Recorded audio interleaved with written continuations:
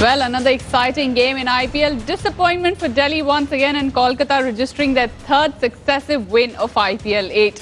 I'm joined in the studio by Nikhil Chopra, and Boria Majumdar joins us from Kolkata. And Kolkata it is. Kolkata registered their third win of IPL 8, defeating Delhi Daredevils by 6 wickets. Skipper Gautam Gambhir led from the front and scored a half-century, setting up Kolkata's win. He was ably supported at the other end by Yusuf Pathan. Kolkata's strategy, obviously to put Delhi into bat first, seemed to have worked perfectly for them, with the visitors dismissing Mayank Agarwal and Dumini with just 22 runs on board.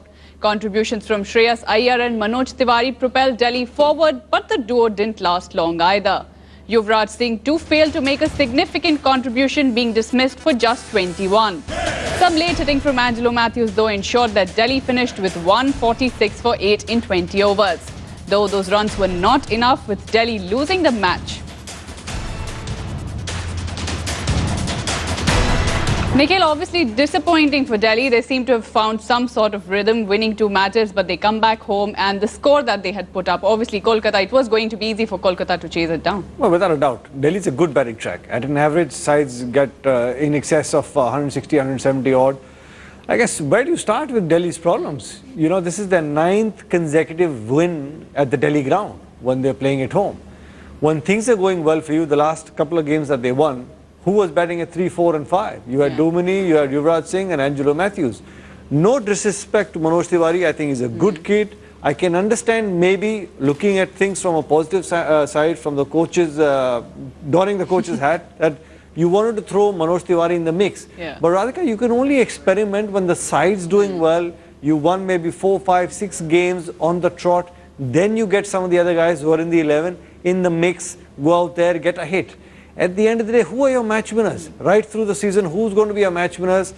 JP Dumini, he's amongst runs. Yuvraj Singh needs to go out there, spend some time. He needs a big innings, and he's capable of doing it as well. And same with Angelo Matthews. You look how well he batted towards the end of the innings. Now, why can't you give him a longer period, you know, or the opportunity to stay at the wicket and hopefully win you a game?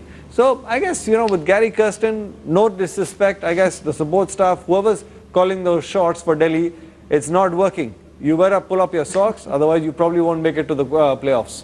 Boria, a lot of problems for Delhi out there as far as batting is concerned. Nikhil's obviously touched on the batting order being an issue. What do you have to say about Gary Kirsten? Nikhil did mention his name. He seems to be finding it difficult probably as far as the T20 format is concerned, or as far as Delhi Daredevils are concerned. Obviously, the inputs from the coach don't seem to be helping the side. You know, I have great respect for Gary Kirsten. I'm sure Nikhil has the same. But yeah, I mean, some of the decisions have been extremely baffling, to say the least. In the first game, you know, Yuvraj at 6, Dumini at 7 was unbelievable. Today, once again, Manoj Tiwari coming up the order. Was it to protect Yuvraj Singh against Sunil Narayan? Possibly. But if that is the case, then you're not showing enough faith in your match winner. And yes, Yuvraj Singh has not done enough to sort of justify that faith. I mean, getting to a start of 2020 and getting out has not done enough in this IPL, except that 150 from Yuvraj Singh, he is not firing. Maybe that is the reason to promote Manoj Tiwari. But it cannot be, because Angelo Matthews is not getting enough balls, Yuvraj Singh is not getting enough balls. So Gary Kirsten, yes, I mean, I'm a little surprised with several decisions. I mean, Zahir Khan, pre-season there was so much hoo-ha about Delhi signing Zahir Khan. He's not fit enough. I mean, somebody in that support staff need to get their act together. If you see that bowling, and if you see the way that bowling conducts itself, where is the threat? Nathan Coulter-Nile is their standout bowler, and Nathan Coulter-Nile doesn't start. You want a couple of wickets at the top of the order, then put pressure. You know, Joseph got a couple, yes, freakish, but then there was no pressure at any point in time on the Kolkata lineup. This is not the way you can make the playoffs. Boria, moving on from Yuvraj Singh to another player who's probably trying to make it back to India, Gautam Gambhir. He was on fire today and he happens to be our player of the day as well. Gautam Gambhir led from the front. Gautam Gambhir ensured that Kolkata got those runs, and he was brilliant today. Obviously, if we talk about his batting, Gautam Gambhir was completely in control in today's match. Absolutely, and if you see the way he's played right through this competition, 58, 57, 60 in 3 games, he's just failed once. 350s in 4 games leading from the front is exciting and brilliant. in a 2020 format, Radhika, where 30 is actually the 50, you know, you're getting past 50 with consistency, you have to don your hat to Gautam Gambhir. He's been pretty spectacular. He's actually making a real strong case to make a comeback. Yes, on foreign soil, outside the off stump, against the swinging ball, he's suspect, but on Indian soil, and mind you me, the T20 World Cup next year is on Indian soil, Gautam Gambhir is making a real case for an India call-up. Nikhil, you agree, obviously, because the way Gambhir, remember, is even leading the side, so there's that added pressure, and he's performed brilliantly sort of in all the matches that Kolkata's won. So obviously Gautam Gambhir trying to get back into the Indian side, and like Boria mentioned, obviously the T20 World Cup's not far away. The format of the game is such, Radhika, you can control the game right from the top. If you're an opening batsman, no matter what the situation on the side is, sometimes you say, well, if I get in, I can control the game and finish games. That's what Gautam has been doing. You know, there are other players who play around him. Same with Mumbai. I feel, you know, even the last game that they won, you know, 209, you know, it just gives me another cause of worry that they won with Rohit batting in the middle order. But that is not going to help. Yeah. Rohit has got to be batting up the order. You know, these guys can control the game up the order. Gautam Gambhir has been phenomenal. And, you know, he's very passionate about winning games or contributing towards victory for his side, no matter which team that he's playing for. In fact, you can talk us through Gambhir's projection as well. I mean, he seemed to have hit runs everywhere. You look at the 34 on the offside, you know, out of those where, you know, backward a point as well as third man. He's got that shot that he, you know, dabs around to a third man. There was a period of time where Kolkata Knight was trying to stop that dab, and they had an extra fielder. Teams are trying to work Gautam Gambhir out, but even after that, he's been able to get runs. You know, against the spinners, he uses his feet, he understands the gaps, the dimensions of the field, and he's very quick between the wickets. He's always got the ball, you know, in the gaps, and he's rotating strike as well. And he understands the situation. When you need 8, 9 and over, he can get those boundaries as well. But when they're not needed, his importance is needed at the wicket. He's one man who's got a very cool head while batting as well. So, Nikhil, very rightly, I think we've made Gautam Gambhir as our player of the day because he definitely led Kolkata from the front and won that match for Kolkata. But, Boria, we have to talk about Yusuf Pathan as well. For Kolkata, everybody seems to be contributing. That is what is important. Last match, it was Andre Russell who won them the match. And today, when Gautam Gambhir needed support from the other end, Yusuf Pathan stood up and he played brilliantly as well. Even in the last game when Andre Russell needed support, Yusuf Pathan stood up. I mean, you know, last season he just did it in one game, but this time round in 4 games he's done it twice. And if he can contribute in that middle order and also can bowl a couple of overs, Yusuf Pathan can be extremely handy and useful. He's not done justice to his talent over the last couple of seasons in the IPL, so it's a big season for Yusuf Pathan. Can he actually stand up and prove that he's a match winner for Kolkata like he's been touted? And this season in the last 2 games he's done that. And more importantly, Radhika, he's stayed on till the end. He's finishing games. He's not getting out with 15, 20 runs still to get. That for me is a standout feature because you've got to see your side through as a match winner, as a middle order player. That is very important in the T20 format.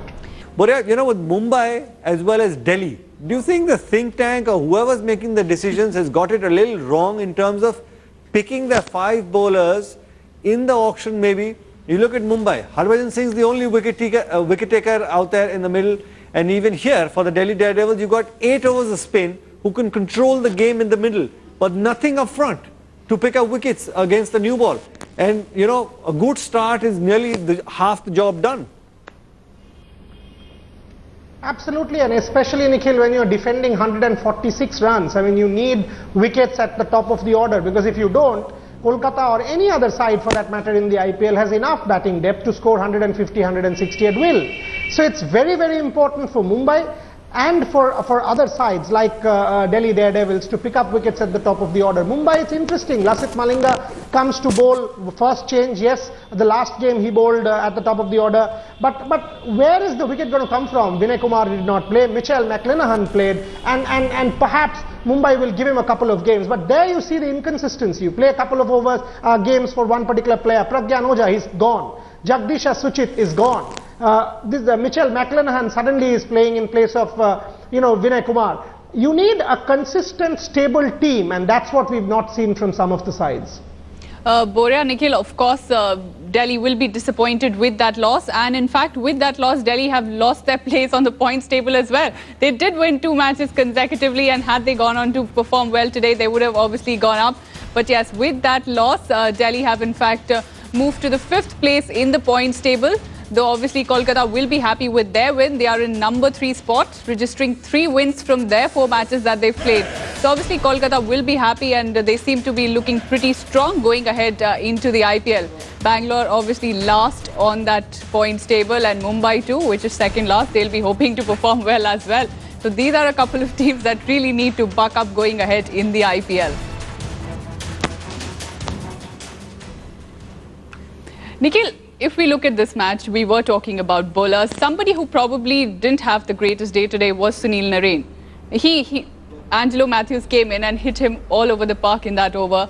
Probably going ahead into the match, a lot of expectations from him. He had bowled really well in the last match. We would have expected a little more from him. Well, I guess, Radhika, the format is such that once in a while, your main bowler is going to go for runs. And you look at the number 18. Where he went for a few runs, at that moment in time, anything close to your arc or in your zone, the batsman is going to be throwing the kitchen sink, and he connected. Angelo Matthews, that's why I'm saying, he is far too good a player to be just given the last 3-4 overs. And Sunil Narine, I'm not too worried about, because he's a class act. Come the next game, he's going to bounce back. Make no mistake about it. It's the important thing from a captain's point of view. He's doing the most difficult job in a T20 game. He's bowling in the death overs, and he comes and bowl in the power plays as well. It's probably one of the most difficult places to bowl as a bowler. Bore, you wanted to add something to that? I would want to borrow from what Saurav Ganguly keeps talking about on our shows. I mean, is this the same Sunil Narine? I agree with Saurav that this is not. I mean, after the change in action, if you see that Dusra is not happening, the leg cutter is not happening, it's a predictable one-sided delivery. And Manoj Tiwari was going back and reading Sunil Narine fairly easily. Angelo Matthews did the same. Harshal Patel hit him in that match against Bangalore. Quite a number of players have hit Sunil Narine this year. That, in the knockout stages and going forward into this competition, will be a serious problem for KKR. If you see Sunil Narayan's economy in this IPL, and if you see Sunil Narayan's economy compared, see 9.5 is his economy today, and if you see his economy in other IPLs, it's what, 5.75, under 6, that is a major, and that's the problem with Lasith Malinga, that's the problem with Sunil Narine. This is going to be a serious problem for KKR, Radhika. I don't think that after the action change, Sunil Narine is the same bowler. That will haunt KKR big time.